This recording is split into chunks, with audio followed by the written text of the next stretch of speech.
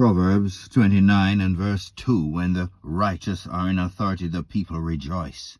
But when the wicked beareth rule, the people mourn. Kal halal Yahweh Hashem, Yahweh Shai Hashem, Racha Kodash. Double honors, the apostle nails of the great millstone where I learned this truth from. Peace and salutations, so brows on down, teaching, preaching, pushing this gospel, good news to the four corners of the earth, waking up the hopeful elect of the house of Israel. Greetings also to the few sisters that tune into these video epistles. Hope you're edified, built up by the power of truth that's coming out of this book. This our book, the holy book for the holy people. We're calling a lesson the degenerate white man Esau-Edom is being removed from power. Our power, Yahweh, and his only begotten son Yahweh Shai, systematically pulling this man apart, whether it's the finance, economics, it's all the businesses, the so-called middle class, it's his food, everything is tearing this man apart from the inside. It doesn't matter whether he realizes or not. It's happening anyway. And all those on the outside who still can't see what's happening, this man's not being held accountable for all of his wickedness. Let's get straight back to the word. We love the word here. Let's read it. Didn't read this book for years, maybe that's why I can't stop reading it now. Proverbs 29, let's get bounce around here. Verse 7, the righteous consider the cause of the poor. We are the true children of Israel. They're calling us Negroes, Latinos, and Native Americans. Bywords. But that's who we are. This man is taking our identity. What man? It's Esau-Edom since 1681, calling himself the white man. You're the Edomite in the book, and we're going to read some more about you in a minute. When the righteous consider it the cause of the poor, the righteous consider it the cause, but the wicked regarded not to know it. He's not interested in all of those who are at the worst end of all of his policies. Verse 10, the bloodthirsty hate the upright. That's what he is. He is bloodthirsty, and he hates the children of Israel, the apple of the Most High's eye. But the just seeketh his soul. What about verse 16? When the wicked are multiplied, transgression, that's lawlessness, increaseth, but the righteous shall see their fall. And we're getting close. We're getting real close. We're going to read something in the Apocrypha, but we got to justify it here. We got to qualify what we're going to read is about this man in rulership. Let's get Romans 15 and 4. For whatsoever things were written aforetime were written for our learning, that we through patience and comfort of the scriptures might have hope. Now let's get it. 2nd Ezra 11. We're going to read from 39. Art not thou it that remainest of the four beasts whom I made to reign in my world, that the end of their times might come through them? We understand that this is to do with I think the Greeks in the time of the Antiochus. I'm not so sharp with this history here, but this, as we read, the true patience and the comfort, what had been, actually we're going to get, actually just read it right now. Let's get that which had been before. Didn't we mark Ecclesiastes? Should have marked that one, I think. Where is that?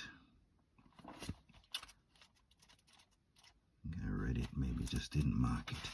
Ecclesiastes 1. Oh, it was right there. Ecclesiastes 1 and 9. The thing that hath been, it is that which shall be. And that which is done is that which shall be done. See, people are reincarnated, situations reincarnated, all goes round and round in a circle. And there is no new thing under the sun. We're going to jump to Ecclesiastes 3. Let's get 15. That which hath been is now, and that which is to be hath already been. And the Most High, whose name is Yahweh, requireth that which is past So there's no getting away from it. It doesn't matter when these things happen. They go round and round and round again. And we see when we read this, who does this fit? Listen to these words here. This is 2 Esdras 11. We read from 39. Let's get from 40. And the fourth came and overcame all the beasts that were past, and had power over the world with great fearfulness, and over the whole compass of the earth with much wicked oppression. Can you see? And so a long time dwelt he upon the earth with deceit and lies. That's what devil means. Deceiver, liar. He's a false accuser.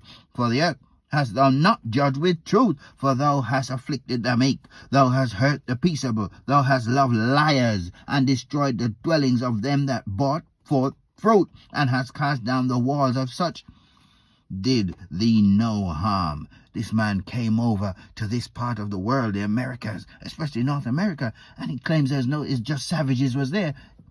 It's madness. The Native American Indians, as he called them, the tribe of Gad, Reubenites, Issacharites, all the northern kingdom, were already here, and he totally destroyed them. Therefore is thy wrongful dealing come up unto the highest, and thy pride unto the mighty.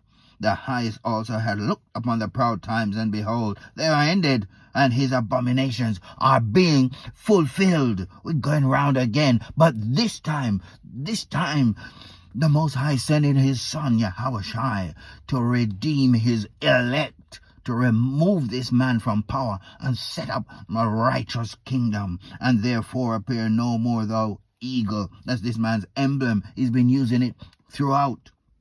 Nor thy horrible wings, nor thy wicked feathers, nor thy malicious heads, nor thy hurtful claws, nor all thy vain body. Why? That all the earth may be refreshed.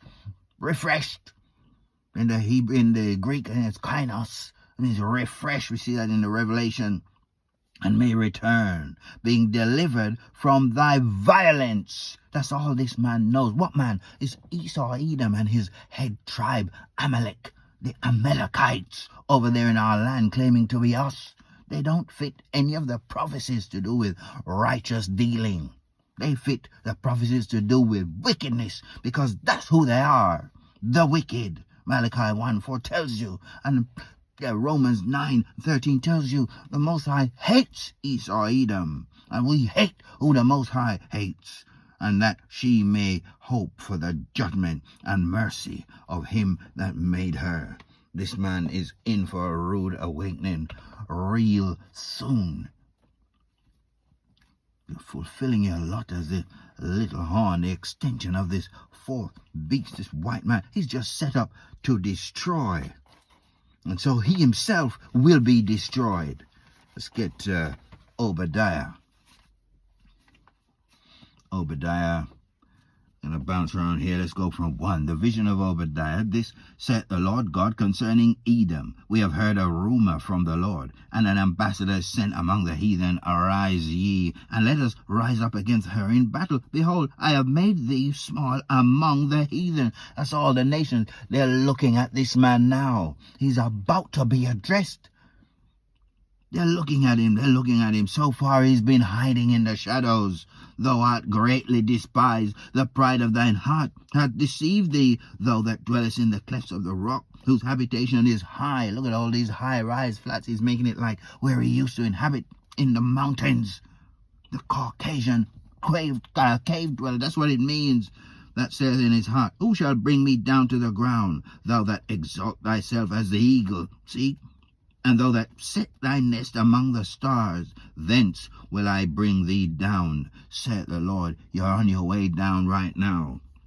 Esau-Edom. Let's jump to verse 9. And thy mighty men, O Timan, that's the wise amongst them, the so-called Germans, shall be dismayed to the end that every one of the mount of Esau may be cut off. How? By slaughter. They're getting ready to be destroyed. Those that remain of you are going headlong into slavery. It's your turn. Why? For thy violence against thy brother Jacob, the 12 tribes. That's who we are.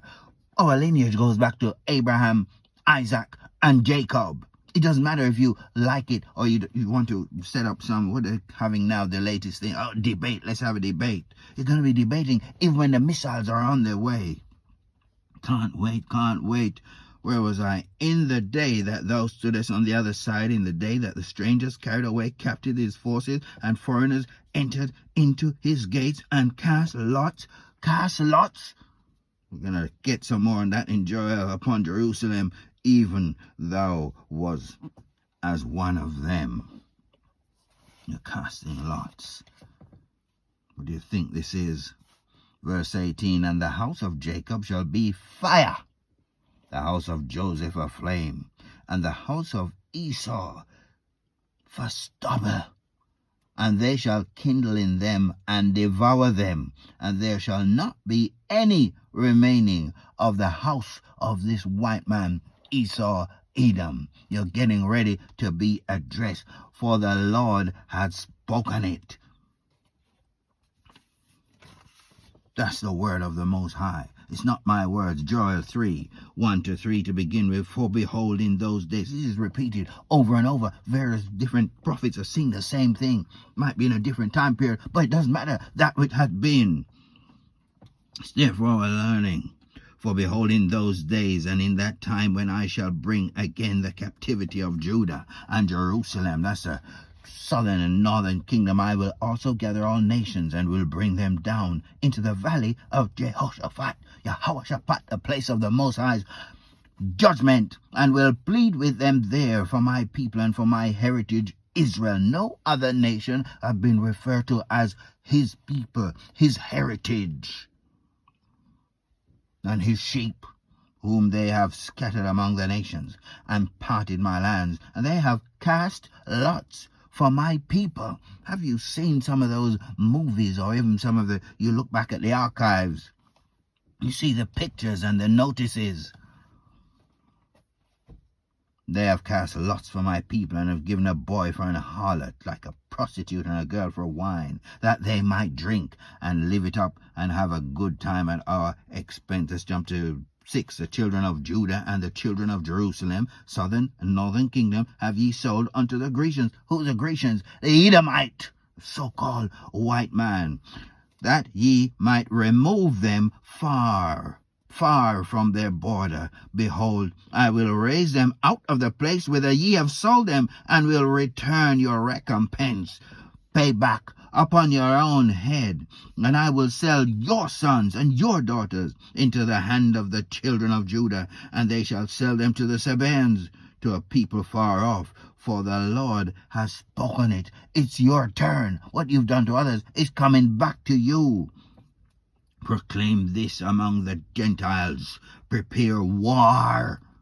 Wake up the mighty men. Let all the men of war draw near. Let them come up. It's happening now. Beat your plowshares into swords and your pruning hooks into spears. Let the weak say, I'm strong. It's then get ready, because I'm coming to get you. I'm going to destroy them. 1 hour, the scripture says. 1 hour is going to take for our power. His almighty Son is coming with the angels. Archangel Michael and everybody. They're coming to destroy this man and remove him out of power. We're still in Joel. Let's get to 19. Egypt shall be desolation. This Egypt, Mithraim, synonymous with our bondage. Egypt shall be a desolation, and Edom shall be desolate wilderness. Is never going to be inhabited again. Where we're speaking about America is Babylon the Great, referred to as Sodom and Egypt spiritually. That's what it is. We know what Sodom is, and our bondage that held us there for hundreds of years. We're still in bondage now. Egypt shall be a desolation, and Edom shall be a desolate wilderness, for the violence against the children of Judah is repeated over and over, because they have shed innocent blood in their land.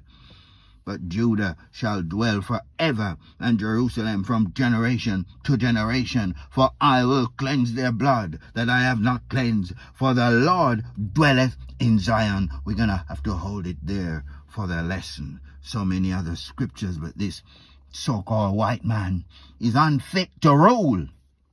Shalom. Until the next lesson.